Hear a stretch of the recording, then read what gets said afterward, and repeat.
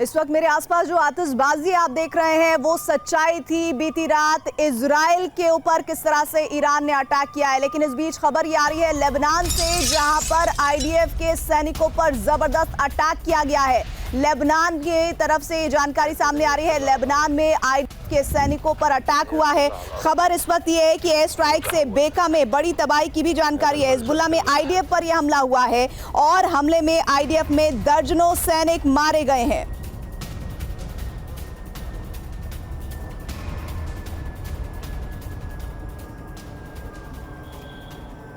बीती रात 30 मिनट, जी हां 30 मिनट इजराइल में बारूदी कोहराम मचा। 3 एयरबेस के साथ इजराइल के सैकड़ों ठिकाने तबाह हुए, जलकर राख हुए, क्योंकि ईरान ने 200 से ज्यादा बैलिस्टिक और हाइपरसोनिक मिसाइलें दागी। मगर इस हमले की तैयारी कैसे हुई, कहां से मिसाइल अटैक किया गया, किन किन मिसाइलों का इस्तेमाल हुआ और किसने इजराइल को दहलाने का बारूदी प्लान तैयार किया, ये भी जानिए इजराइल पर ईरान के हमले की इनसाइड स्टोरी में।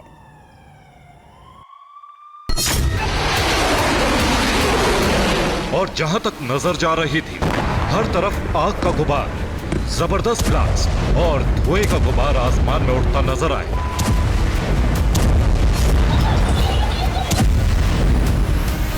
एक बात शीशे की तरह साफ थी, वो ये कि आज नहीं तो कल ईरान बदला लेगा, इजराइल पर प्रचंड प्रहार करेगा।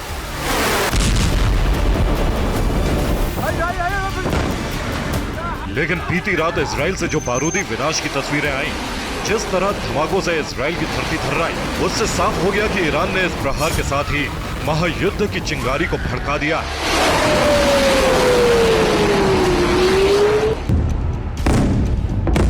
इजराइल पर अब तक का सबसे बड़ा बारूदी विध्वंस कर अरब के बैटल ग्राउंड को फिर से सुलगा दिया है।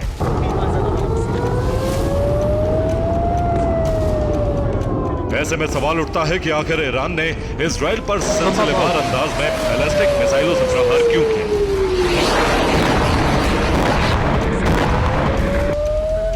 आखिर इस विनाशक हमले की इनसाइड स्टोरी क्या है, तो आपको बता दें कि नसरल्लाह की मौत के बाद ईरान करो या मरो की स्थिति में था।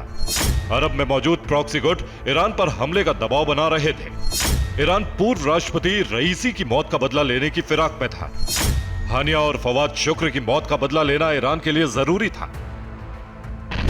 हालांकि रईसी, फवाद शुक्र और हमास के पूर्व चीफ इस्माइल हानिया की मौत हुए काफी वक्त बीत चुका था, लेकिन सबसे ताजा मामला हिजबुल्लाह चीफ नसरल्लाह के हंट ऑपरेशन का था, जिसे इजराइल ने चंद दिनों पहले ही एयर स्ट्राइक में मारा। लेकिन ईरान ने 1 और 2 अक्टूबर के दौरान ही इजराइल पर हमला क्यों किया, तो इसके पीछे कारण है अरब के पूर्व मुस्लिम शासक सुल्तान सलाउद्दीन अयूबी का।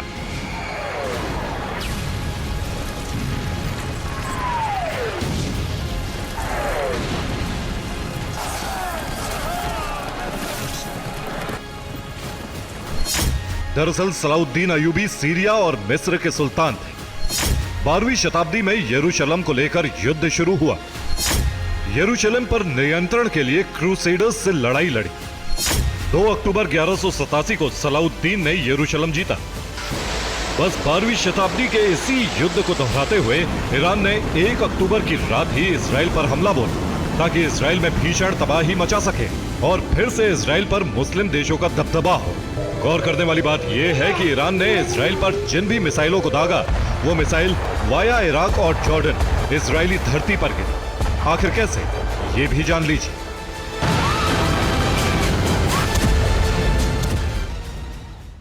बीती रात इजराइल धरती को सुलगाने के लिए ईरान ने 6 अलग अलग फ्रंट से 200 से ज्यादा बैलिस्टिक मिसाइलें दागी। आखिर वो मिसाइल बेस कहां मौजूद है, ये भी जान लीजिए। दरअसल IRGC ने पश्चिमी ईरान में मौजूद राजधानी तेहरान, इसके अलावा इल्फहान, तबरीज, शिराज, कोरमाबाद और अराक से ताबड़तोड़ मिसाइलों से प्रहार किए। यकीन मानिए IRGC की मिसाइलों ने महज 7 मिनट के भीतर इजराइल में मौजूद टारगेट को हिट किया।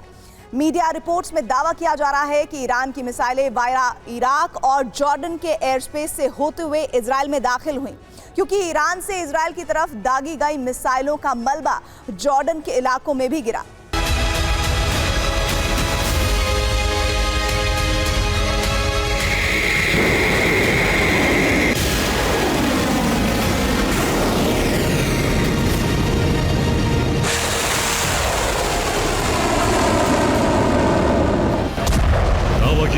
रहा है कि इजराइल में बारूदी कोहराम मचाने के लिए ईरान ने अपने सबसे खतरनाक ब्रह्मास्त्रों का इस्तेमाल किया।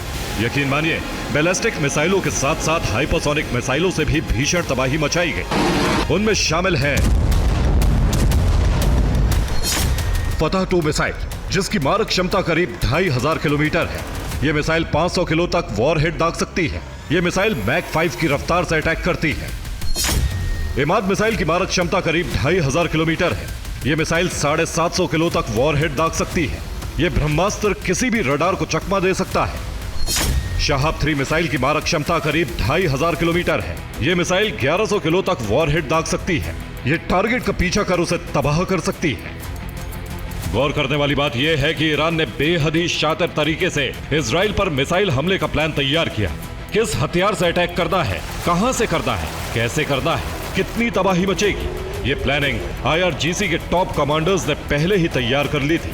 इतना ही नहीं, दावा यह भी किया जा रहा है कि IRGC के टॉप कमांडर्स ने पहले खामेनेई को अटैक प्लान बताया और अटैक प्लान पर मोहर लगने के बाद खामेनेई ने अरब में मौजूद अपने सभी मित्र देशों को अलर्ट जारी किया और इसके बाद बीती रात इजराइल को दहलाया गया।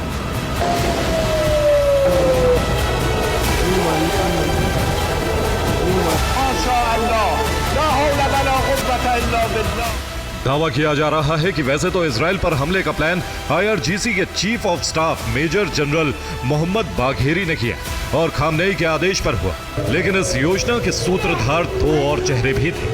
आखिर कौन, ये भी जान लीजिए।